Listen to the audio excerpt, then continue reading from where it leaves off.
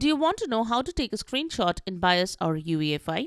Then you are at the right place, as here is how to do so. Let's get started.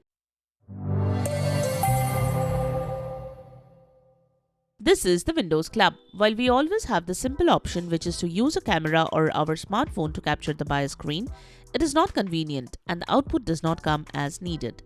And we need to fix the captured image. This video shows step-by-step instructions on how to take screenshots in BIOS. Let's get started. Method: how to take a screenshot in BIOS or UEFI. Insert a pen drive or USB drive into your Windows PC. You need to format your drive with the FAT32 file system. Right-click on USB drive, then select Format. Set the file system to FAT32. Press the Start button and complete the format process. Now you can keep the USB drive plugged in or insert it later. Restart your PC to enter into BIOS using the BIOS key. It would be F10, Escape or F2, etc. depending on your PC model. You can visit your manufacturer's website or check the motherboard's user manual to get the exact key to enter into your BIOS. Access and use BIOS settings and open the general help. This is needed to check which hotkey is supported to capture screenshots. You can open it using F1 or another key. The list of hotkeys will open.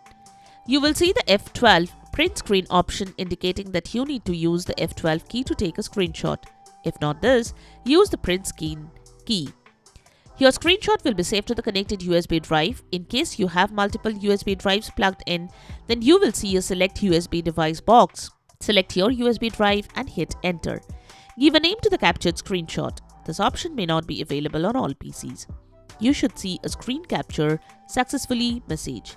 This way, you can take more screenshots in BIOS or UEFI. Now exit the BIOS setup and log into your Windows PC.